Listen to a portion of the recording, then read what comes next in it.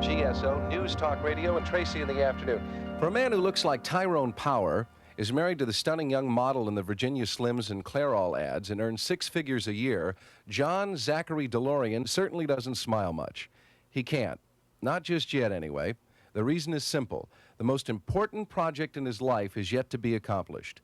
There will be no rest for DeLorean until he finishes doing what no one else in the history of modern business has dared attempt: to design, build, and sell his very own automobile from scratch. At stake are thousands of jobs for unemployed Catholics in Belfast, the wisdom and reputation of the British government, which amid howls of protest has bet about $106 million on this flamboyant engineer, and about another $40 million posted by several hundred U.S. car dealers and other investors, ranging from Merrill Lynch stockbrokers to Johnny Carson. John, welcome to Tracy in the Afternoon. Yeah, it's good to be here, Eric. And welcome to New Orleans. Are you enjoying our fair city? Yeah, I must say, it's very, very elegant. What I just read is about 8, 9 months old. How much of it is factual? Well, it's all grossly exaggerated, obviously. You also didn't leave me anything else to say when you got all through with it. I found the article fascinating and your life to be fascinating.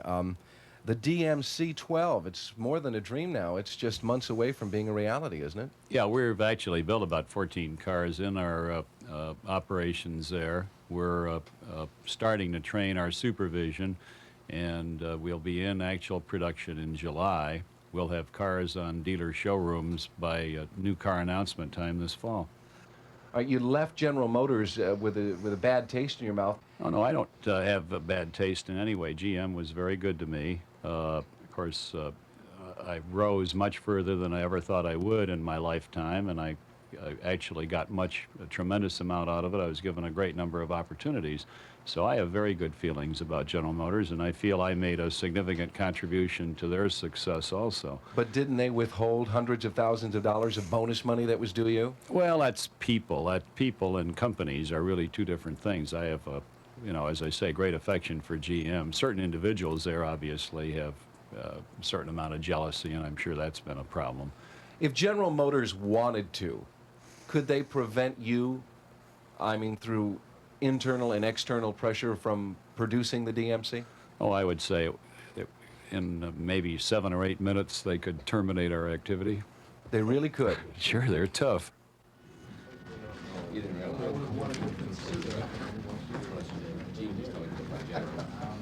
I think we should be rigid about it at this point. See, I don't want to sell to anybody any cheaper than I'm selling. This is our primary market. Everything else we're going to look at as cost.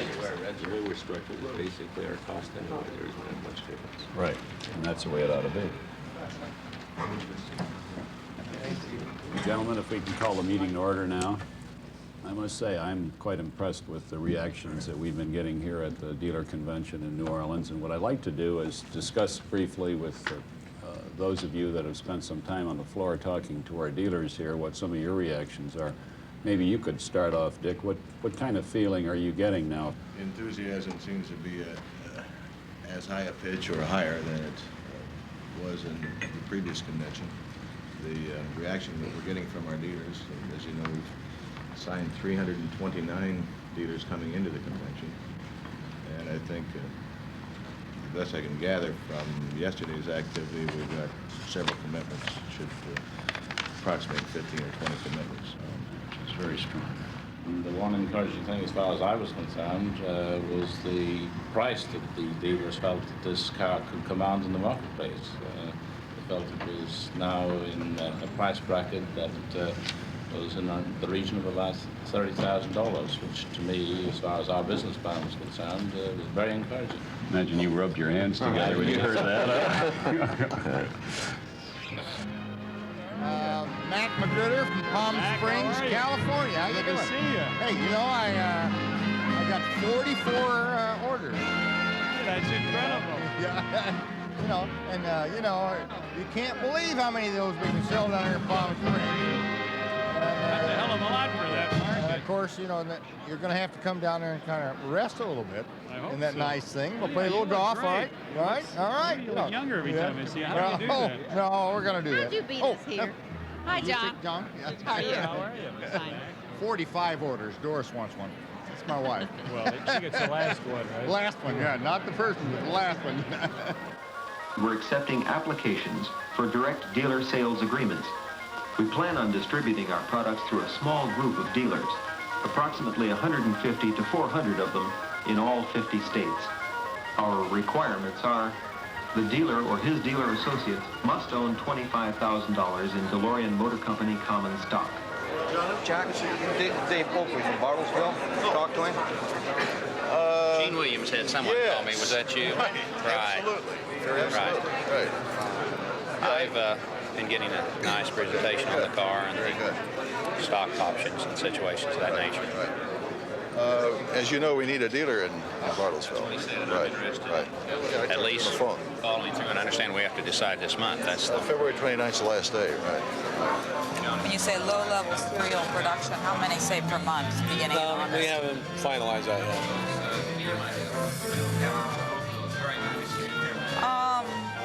Have you decided yet what kind of a warranty is going to be available with the car? No, we're working on it, but it'll certainly be very competitive. For example, will there be like a service contract with a group like the American Warranty Corporation? We're looking at all of those. Seems like you've got a lot of unanswered questions for a car that's about to go into production. No, we're talking about having quite a few months here yet to resolve some of those things. Well, there's no question you've got a beautiful car there. It reminds me a lot of a Lotus Esprit, and I guess that's not surprising since it was designed by... No, I don't think it looks like a Lotus at all. What does it remind you of? It's unique. Doesn't remind me of anything that's ever been done before. Corvette or Porsche? No, doesn't look like any of those. Not even a bit like a Lotus? No, I don't see where the similarity is to Lotus. Lotus, different automobile. The basic car was done by DeLorean Motor Company in conjunction with Guigiaro. Yeah. And the concept of the gull-wing doors and the stainless steel body and so on was originally evolved by John DeLorean. And what we have done is adapt the engineering side of it, the chassis and the suspension and the details to suit that concept. The chassis remembers me on the chassis of my Lotus Elan. Well, as you see, the chassis has a very Lotus-like design, but then this is what we understand and which we believe works well. Yeah. And it's very nice to see John DeLorean productionizing it and producing it in such large volumes. Yeah.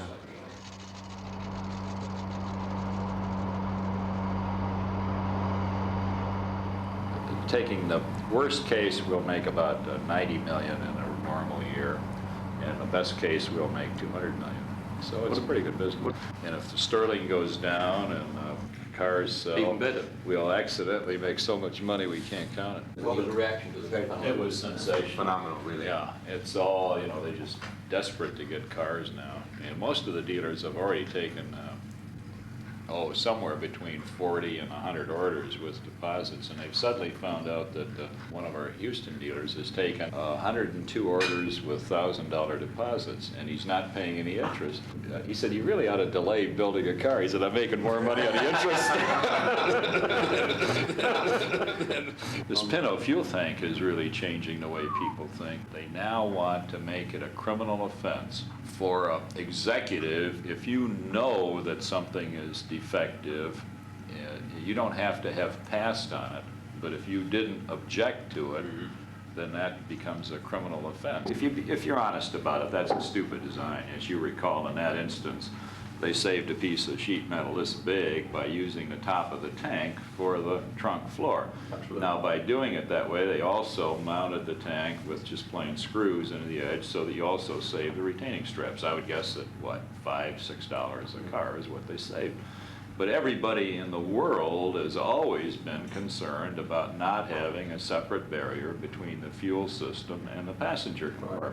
And in the end, the damage that does to Ford's integrity as a manufacturer, and the fact that the Pinot itself is dead, it's ridiculous.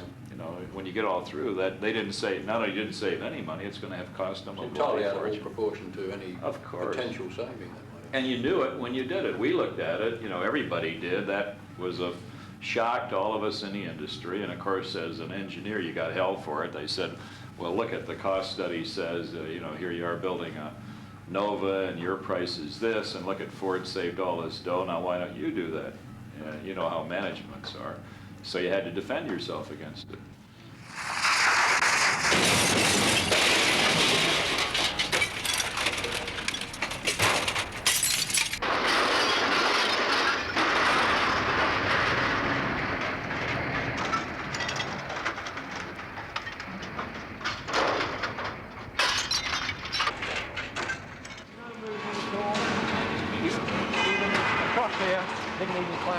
not even by quarter of an inch, half an inch.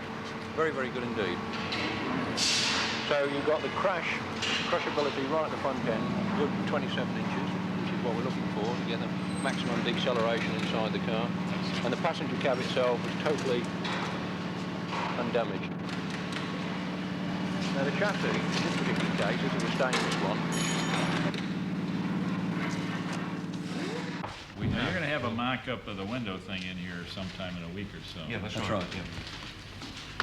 Well, we really need your considered judgment on that, because if we're on the wrong track, we better do something in a hurry. That's the thing that worries me the most. As I said, the two problems I'm most concerned about are water leakage and making sure that window thing is right. On the prototype, the only thing that I didn't like too much was the intrusion into the door opening. It wasn't polished and professional. We really have to look at how we do that. Where you've got your little on the two latch system. And I don't object to the two latches are fine, but we've got to find a way to make that all look like it goes together a little better. I think it's just how you blend and everything. How do you feel about our ceiling now? A little happier, but I should feel a lot happier when we've got a lot more cars built and running on it.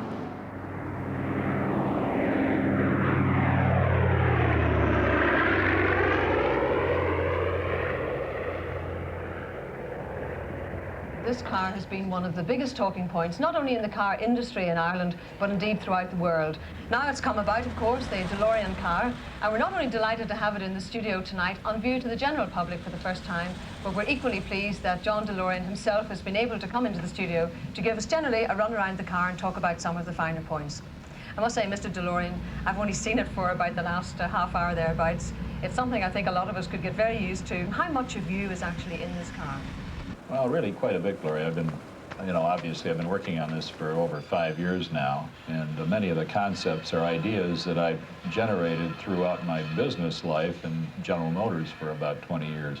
And they're things that I've always wanted to do, something I believed in very much, and so this is really representative of many of those thoughts and concepts. What do you think of our automobile? I don't see hard control, to be honest. It's just the look of it there. It's got charisma, and it has. We just came from our dealer convention in the States in New Orleans, and the reaction was spectacular. The only thing now is for all of us to do our jobs and to be sure that we do it professionally. If the car is as good as a consumer thinks it should be, we're never going to have a problem. It's just got to be, we just got to do it right, I guess is the real question. It doesn't look just like a model. It looks like a real entity. No, that is a real car. Oh, it's something, yes. The idea is that we build in a team spirit, rather than just simply a car that nobody wants to know anything about. This is your car. This is R3's car, or R10's car. Okay, so that's in there, and the final part will be chassis. So in another month's time, this will be a mini assembly situation. You're using these things instead of a conveyor belt? We're using those instead of a conveyor belt, Jimmy. That's right. We have no pits in this factory. You're not going to ask men to get under a car and get dripped with oil or anything like that. Well, we put the two together, the desire for success here and your desire for your success. It just this is going to be a very successful project.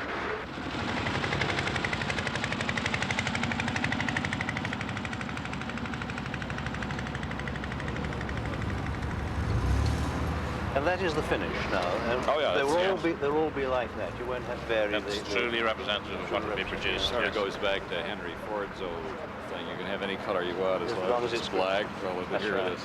Yeah. As long as it's stainless, you can have any color you want.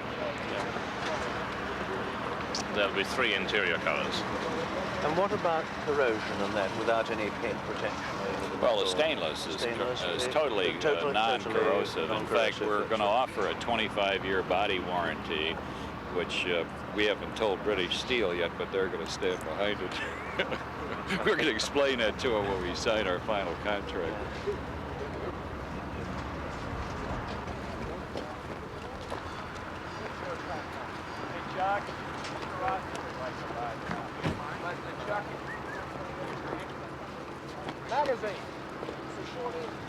Will he be driving? I'm not quite sure whether John's going to. This is the first time it's been driven? Absolutely. Driven? No. First time apart from the test pilots? That's right. That's the first. Well, certainly first. I'm not quite sure the actual facts whether it was driven in New Orleans or not. Certainly the first time, obviously in Northern Ireland. Driven in Northern Ireland. Yeah. Okay. Okay. Thanks very much.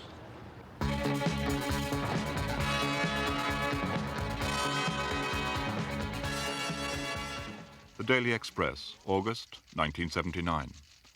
Mr. DeLorean, 56, failed to push his scheme in 2 other countries. The Irish Republic refused him because they said their taxpayers would be taking too much risk. Puerto Rico gave him much the same reply. The British government, however, agreed within 45 days. Because you have so much public money invested in the DeLorean plant, you have been subjected to an incredible amount of scrutiny and indeed of criticism. How do you feel about that criticism? Well, I've got a pint of blood for every pound that the British have in it, so I don't know. I think we're all about even there. Projects of this kind, new projects, a brand new design of a car, is bound to be risky. It is bound to cost a lot of money. On the other hand, if you've got the expertise behind the car, which Mr. DeLorean has got with all his staff, and if it provides employment in an area of Northern Ireland where things are notoriously difficult, and if there seems to be a reasonable chance of success, and other people are putting their money in too, like the dealers are, then it seems to be worth a go. Now, it started, of course, before the government, of which I'm a member, came into office, but there it is, and all of us wanted to succeed. Well, I, of course, been in the car business for about 25 years. The most notable, I guess, the thing I'm best known for is my affiliation with Mazda. I came out to California in 1970 to start Mazda. And Mazda started from nothing. Within 4 months, we were up and running, and it was, even though in the early days we had a lot of doubting Thomases, we established a nationwide dealer organization, became the 4th largest selling importer within the first 2 years, and stayed there during my tenure. And we accomplished in 2 years what it took Volkswagen, Toyota, and Datsun anywhere from 11 to 14 years to accomplish. John DeLorean resigned from GM in March of '73. And then after I resigned from Mazda, I was in Detroit and met with him, and he asked if I'd like it. He was thinking about starting his own car company. You know what I've done? I was talking and I passed the exit. Geez,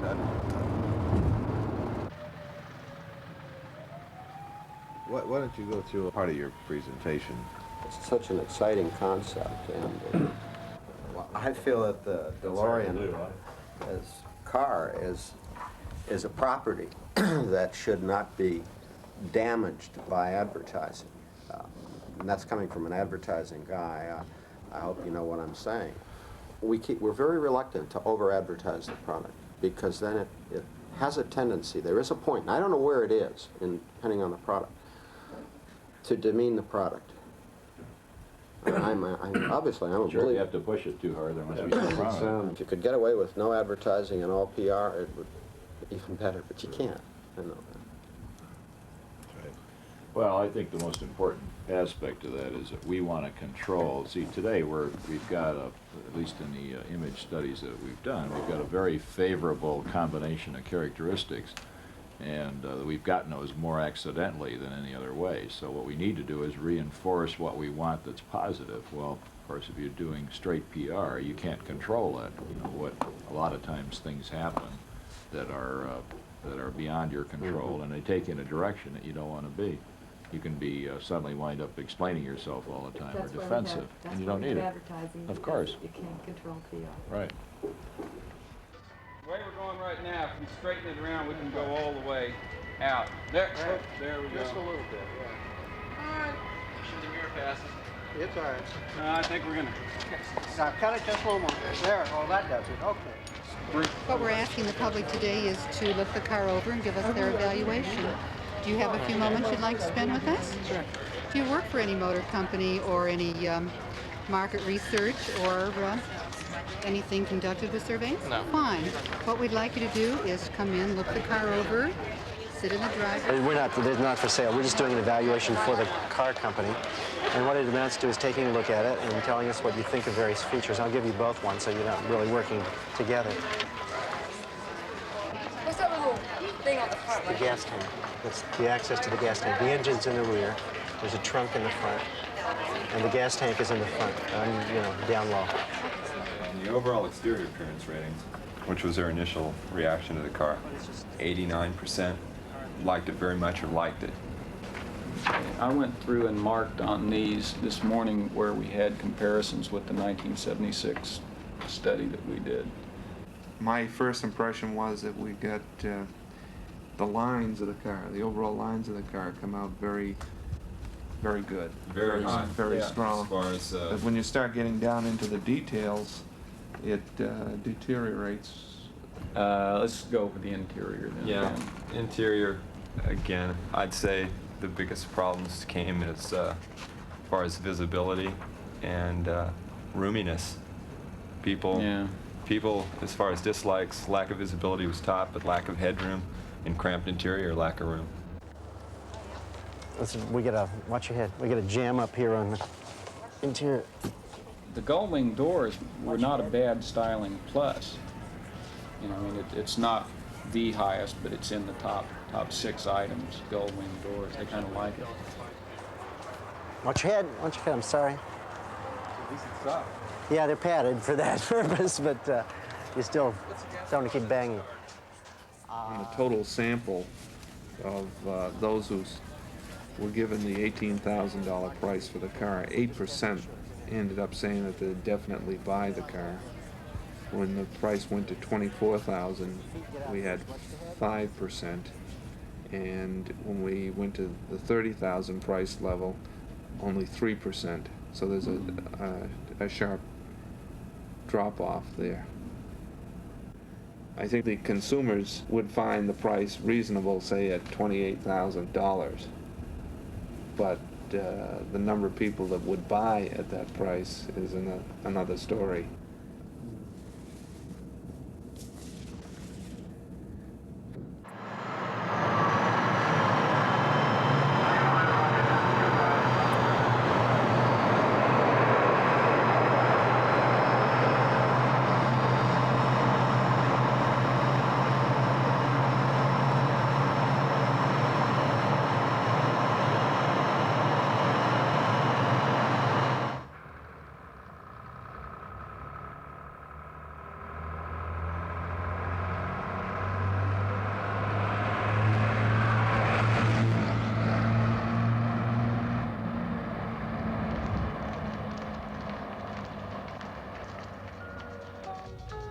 DeLorean Motor Cars are looking for production foremen for their new car assembly plant at Dunmurry.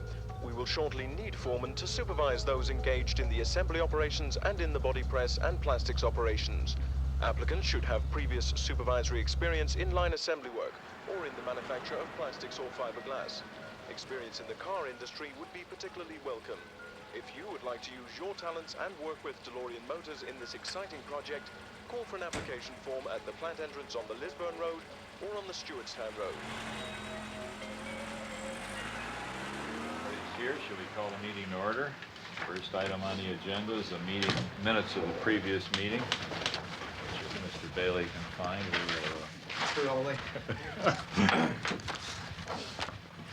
Are there any matters arising from last month's minutes? Okay, let's move right to the managing director's report. Mr. Bennington? Nothing major in the area of site development. We are still having problems with the subcontractors on getting them out. Yeah, what's wrong with it anyhow? I think it's a wet winter and they need a home. There isn't much work going on in the north of Ireland, but getting them to just tidy up the last bits and pieces is proving to be a real chore. The architect has been instructed to terminate the managing contractor and get him off-site and as many of the subcontractors as possible by 1st November. Is there a holdback in your contracts with these guys? Yes, there is a holdback on. We are retaining money, a retention clause. Well, you better go ahead and do it. Yeah. On body press building, it's currently 2 weeks behind schedule, and it does not at the moment impede anything we're doing.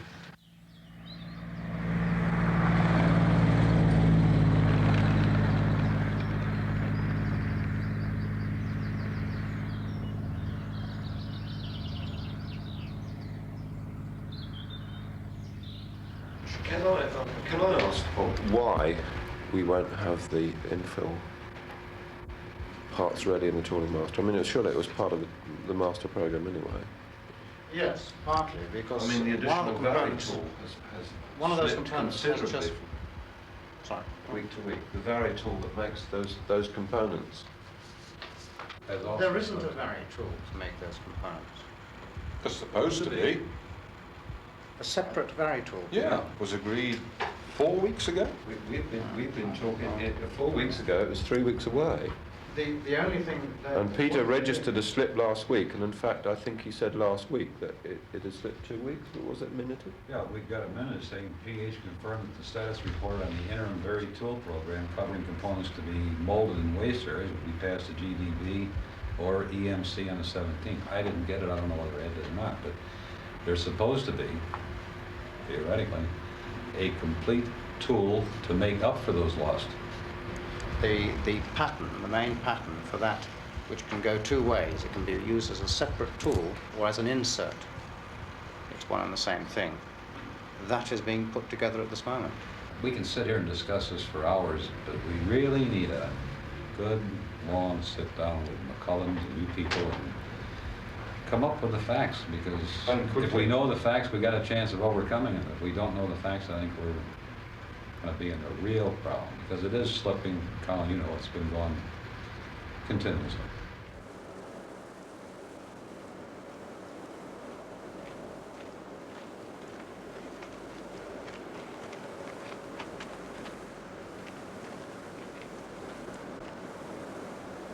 We are having a noticeable, continuous slippage on the program right now at Lotus. Now, if we don't get these mold tool masters, there's no way we get into this rapid buildup of 14 sets of mold tools, 8 pieces each. If we can't get the masters, and we're having definite problems on masters, and yet we're not really getting the problem on the table where we can all discuss it and find out what we all jointly have to do about it. But it's each week we come down here, it's another week or 2 weeks, and it's getting to the point now we're running considerably behind on a total volume for the year with the current schedules. Yeah, I think see, Lotus is only builds about 7 or 8 cars, maybe five a day to as high as 7 or 8 a day. They're all hand built, so if something doesn't fit, they can cut, file, and hack and beat it into shape. You can't do that in a production car; it'll murder you. DeLorean, they're figuring on every 2-3 minutes. If the parts don't fit and work, you're dead. Well, it worked for what they were doing, which was to make a sports car in low volume and to win races. They're very successful at that. Put it on the road and they run them, and if they break, they fix it. If we start making a handmade car, which is what I'm making right now, we can't afford to run. We've had problems on the upper control arm. We're getting at 150 on the hobby test and rig test at 450 equivalent miles. We're getting cracking of the upper control arm around the ball joint. But we also had a torsion rod failure at 41,000 cycles. The rod has been returned to Umbraco, and Grumman are also in the problem to try and find out why. They had cycled this thing, they claim, up in the millions for the results that they furnished us. That's very serious. What did the failure look like? Somebody at Lotus, some meddler, just take a look at it? They haven't come up with an opinion. That was sent off straight to Umbraco to get them working on it, since it's their product. We got to get out of Lotus now. What are we going to do to get out of it? And we have interviews set up with additional people. We got to set up our own facility somewhere. Our principal problem is just a shortage of engineering talent at this location. Have we assigned somebody to it? No, we haven't, John. We've been discussing a joint venture with Lotus, and I haven't set up anything to look at Coventry or another location that we might use. I think we should get somebody taking a look at it. Hire an outside consultant.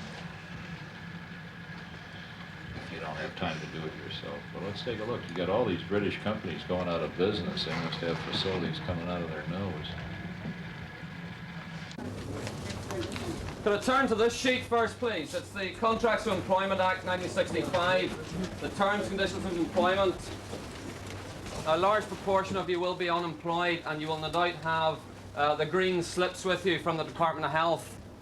Can you, in the course of the next 20 minutes or so, get those filled in, the top half, and if you could write at the top of the sheet what your occupation is, That will help us tie things up.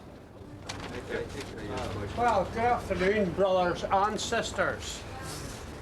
You all look very happy and content, but once you're in here a week or so, we'll wipe that smile off your faces when you get to see what's in front. But kidding, seriously, we don't want to complicate matters for you here today because you've been here quite a considerable time with the induction. Now, we're simply here to recruit you into the membership of the various unions, or the true unions. We've had follow-up meetings with Volvo in an effort to resolve the pricing problem. They're still asking for a technical entrance fee. They started out at £390,000. They've now agreed. I understand why we should pay that. Our contract is with Renault. It's been all along, and it's to come out of that plant. I think this is highway robbery. I wouldn't disagree with you. Now, why can't we buy the components from the suppliers themselves? Why do you have to buy them from It's all Volvo tooling. It's Volvo had paid for the tooling, and the vendors will not supply to us. Now, we put it back over in Renault's lap, and Renault disagree with us. They say it's not their responsibility. Well, that company has got to be losing its shirt making engines when they're running at about 22% of their capacity. We're going to make a very significant contribution to the reduction of the overhead for every one of those guys. And I think they have to understand it from that standpoint. If they're not prepared to do that, then I think we should also make it clear that we're going to start looking for another engine source over a period of time. You know, in 3 years from now, we'll switch to Alpha or someone else, because this is asinine. All right, lads, we'll declare this lunchtime meeting open. And at this stage where we are, where I'm going to report to you on wages, we've tabled a claim many months ago, and I think we're just getting near the crunch time. We think that we can squeeze more out of it. We thought that after the last meeting, but alas, they only moved very slightly. If you were listening to the figures at the last meeting, they have risen now to about, to be precise, your actually annual wage increase only amounts to 6.98%. That's what your annual wage increase. As far as we were concerned on your behalf, we took the liberty of turning it down. We think that there is another stage to go, and nothing attempted, nothing done. So we're still going to attempt to clear this last hurdle. But this hurdle here, we have to formally reject the claim or the award that the management has laid down.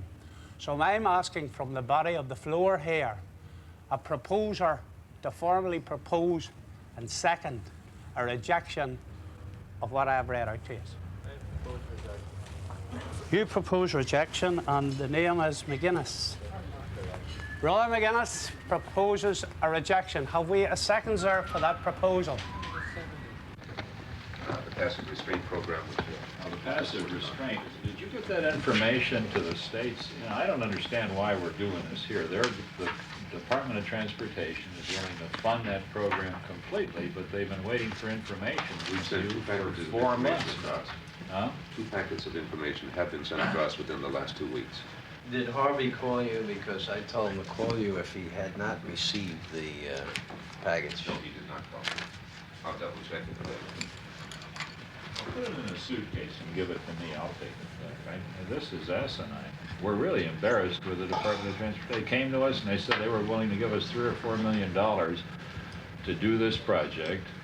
And in 4 months, we have not been able to get the information for them. That's really stupid.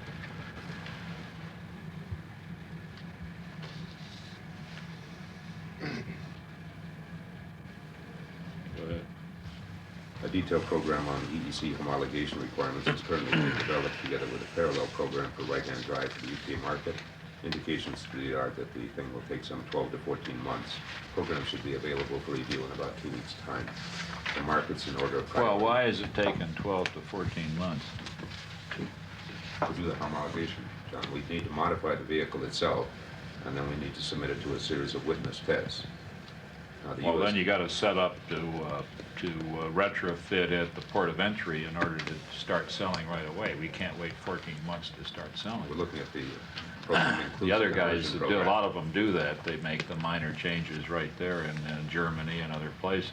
But I think that's unrealistic. We got to do a hell of a lot better than that. You got to pick the 3 or 4 big markets and go after them. You know, we're looking for substantially more sales than we can get in North America, and this is completely unacceptable. It's got to move ahead, or you're going to get to a spot here before very long when we're going to have to clean this place out. I mean, we're going to have to get down to about 1/3 of the people you're talking about, because you cannot support this kind of overhead with the one car. And we've known that for a long time, and we really have got to keep this moving. No matter where we have to steal the money to do it. It's not a matter of something extra. This is a matter of pure survival.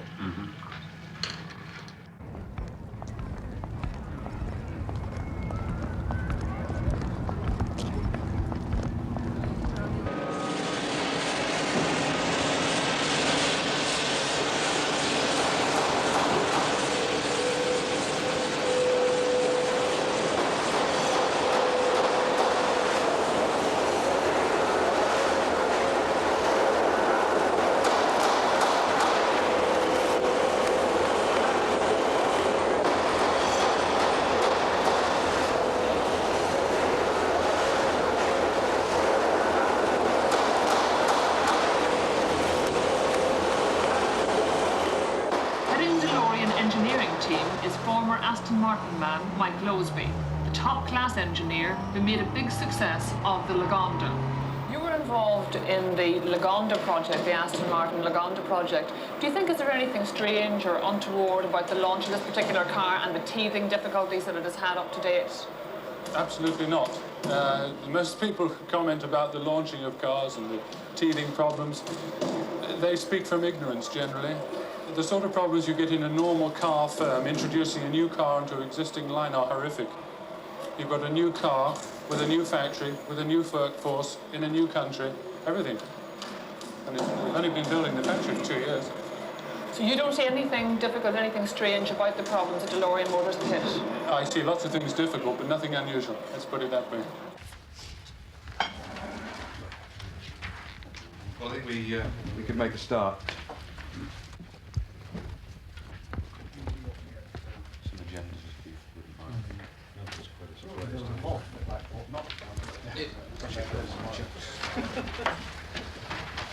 Could you give us a short summary, Sean, please, on the status on parts list definition?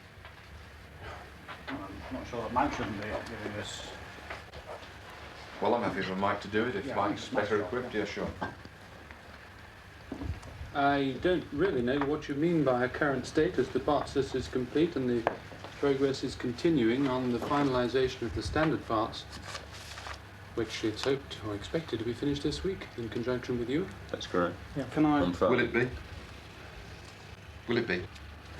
Probably Brian's the better one to answer that. We anticipate getting everything ready for Monday morning. I thought we had drawings out on that, Mike. We did have drawings out on it, which we sent to the States, as we said. We had their comments came back and said that we wanted it broken up very much more. The latest sketch was the one we've got now. Well, my guys can't even get them. So it's I'll give you one. I think there's a Cheesed off with misunderstanding. this, I will go and get some personal copies.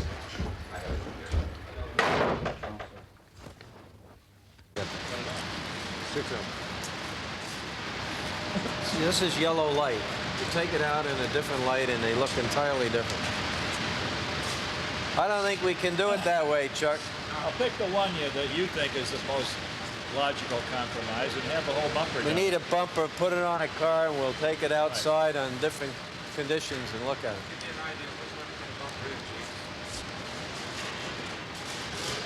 What's the next darkest one to that's on there? Let's see what that's the next darkest one? How do you feel about that? Well, I would try the other one. The one in the middle? Yeah. Is that the middle one? Yeah. That's what I would do. I'd go ahead and have one painted up that color. See, the light ones really destroys the whole appearance of the vehicle. We're going to stay with what we got.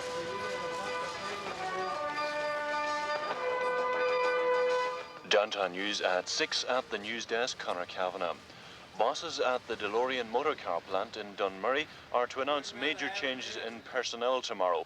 DeLorean President Gene Cafiero has flown in to announce that Belfast Managing Director C.K. Bennington is moving to a new job looking after the development of a saloon car which is being designed at the moment in Italy. Guigiaro, the man largely responsible for styling the existing DMC, is working on the drawings at the moment of a four-door saloon which chiefs in America hope will be on the production lines here around the end of 1983. The last thing DeLorean needs are industrial troubles. His schedule is hectic. Already, in an incredibly short time, he has erected an ultra-modern, technologically sophisticated factory. With its emphasis on a quiet, pollution-free work atmosphere, it is a model plant. It's tangible proof of DeLorean's concern with environment and his dedication to revolutionizing the car industry from the bottom up. But of course, it costs a lot of borrowed money. And though it's claimed that the first 20,000 cars are pre-sold, not one has reached an intended purchaser. So the money is still going out, and none is coming in. Belfast Telegraph, January 1981. DeLorean Motor Cars has told the government that it needs another £10 million, urgently. The company wants the money to tide it over the next few months until revenue from the sale of their exotic sports cars in the United States begins to flow in. It's understood that without finance... They had told me that that leak came out of the Department of Commerce. Well, you identified precisely, you know, if you can. Is that some information that you're free to use?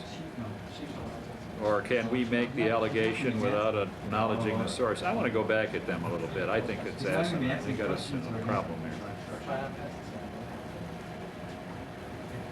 Yeah, but I think we should put them on notice because here I am in the middle of this negotiation with this investment banker and I really don't need this, you know. I need to be able to say that we have clearly defined that this leak came out of the department and, you know, and so on, and that, you know, it really was injurious to us. To make the point that the reason we can't secure these, you know, what they want somewhere else is because they keep getting in our way. And it's a very valid point. Why don't you challenge them? I did. I do it every day. Oh, I said if a guy would come out from hiding under his bed and see what's up there, he might find out, you know, so on. Have all these pet slogans. You should invite the Queen. See if she'll come up. Well, she goes up there once in a while.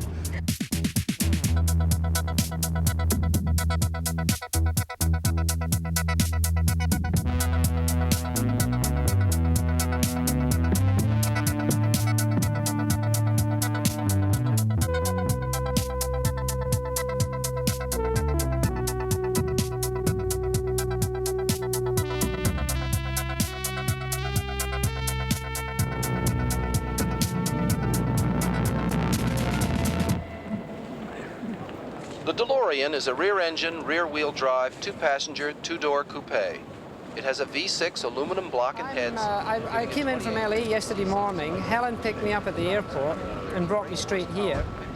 And then last night we had to go out for dinner. And tonight we're doing another dinner, and I'm leaving the next morning to go to London. You're having a reception, yes? Except for seeing on TV once in a while, we don't get well, to I see read much about of you, it. so that we can It has keep a top contact. speed of 130 miles per hour, giving a speed performance of 0 to 60 in 8.5 seconds. Smile, John. I mean, you must have been aware of a certain amount of criticism in the press. Well, I think it's very much uninformed. You're really, most of the criticism comes from MPs who don't have enough nerve to visit Belfast, much less come in and see our plant. If they saw what we were doing, I think they would understand. In addition to that, as I said earlier, every cent we got from the British government was spent in England in addition to $20 million we raised in the United States. So that when you put that all together, we actually contributed to the British economy much more than we took out of it. In the end, the financial arrangements we've made are such that the government will get all of their money back plus a very, very substantial profit. I don't think they'll get that from British Steel or British Leyland. At a time when the world seems to be hopelessly out. There's a sea and belief. When it comes to the DeLorean sports car, there are no in-betweeners.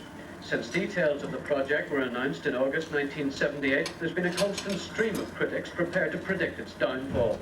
They said the 500,000 square foot factory at Dunmurry would never be built. Then they said the Northern Ireland workforce didn't have the experience to assemble a sophisticated sports car. Now they say that car won't sell. There have been critics too of the government's backing for the company to the tune of £67 million. John DeLorean remains philosophical about all that criticism. We've had some kind of criticism right from day one. First, we were never going to get the program together. Then we'd never get the financing. Then we'd never build a plant. And of course, all of those things have been done. Now the critics are forecasting our failure 2 or 3 years from now. So I think as long as you can always keep your failure 2 or 3 years in the future, you're probably going to do okay. But now comes the most critical period in the company's short history. A stock of cars is being built up for the first shipment to the United States. And soon the final question will be answered. Is there consumer demand for a new sports car? Whatever demand does exist is bound to be stimulated by the American press. Their view of the car could be crucial. Most of us who came from America to drive it were excited to see it and enthusiastic about it, and it's been great fun. I've been watching the progress of the car since it was first announced. I've seen the very early design studies, and I think they've done a very nice job improving the look, giving it a more classic sports car look. It's still very aerodynamic at the same time. The project is about 18 months behind schedule. The company executives admit that the targets they set themselves were just too ambitious. Nevertheless, to build a new car, let alone an entire assembly plant in 2.5 years, is still a massive achievement. By comparison, the development of BL's Mini Metro took 10 years.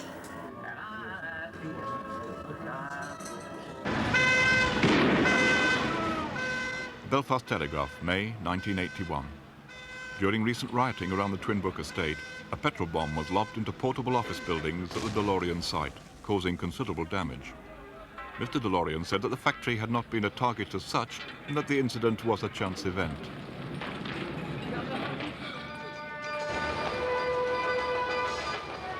Good morning, it's 8 o'clock at the news desk in Johnston. The first batch of 375 DeLorean sports cars have arrived in America after an Atlantic Sea crossing. £10 million worth of DMCs rolled off a Japanese-owned freighter at Los Angeles this morning. They're now on their way to the firm's plant at California for a check-over before being prepared for the showrooms. Now on the next ship, you know, we were going to send the second shipment to California too. Oh, I see. Third ship going to Wilmington. Okay. The next ship is leaving on the 23rd, and it's going to both ports of May. And that'll have somewhere between 350 and 400 cars. The only way to span the gap and get cars to the eastern half of the dealers is to drop about 200 cars off that second shipment in Wilmington. So we're going to have to accelerate the program for the quality port processing. But I'll get back to you on that. Well, I'll talk to you Monday when you're here. Yeah.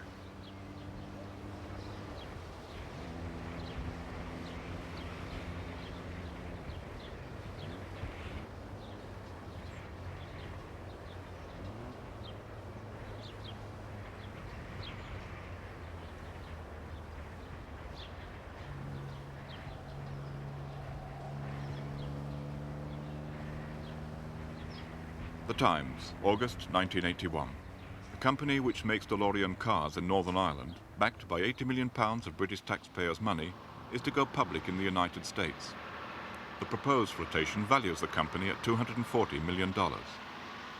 Buyers are reported to be queuing up in the United States for the company's futuristic gull-wing DMC-12, which sells for as much as $35,000. Mr. John DeLorean, the 56-year-old former General Motors executive who, single-handed, persuaded the British government to put up much of the development cost, owns more than 50% of the company, valuing his personal share, on paper, at $120 million. You know, in the end, my investment originally of about $4 million and then 7 years of very, very hard work won't pay off for over 10 years. And in the end, you know, I'm going to be 64 years old by that time, so it really doesn't make a lot of difference to me. You don't do a thing like this for the money. You do it because you love doing it.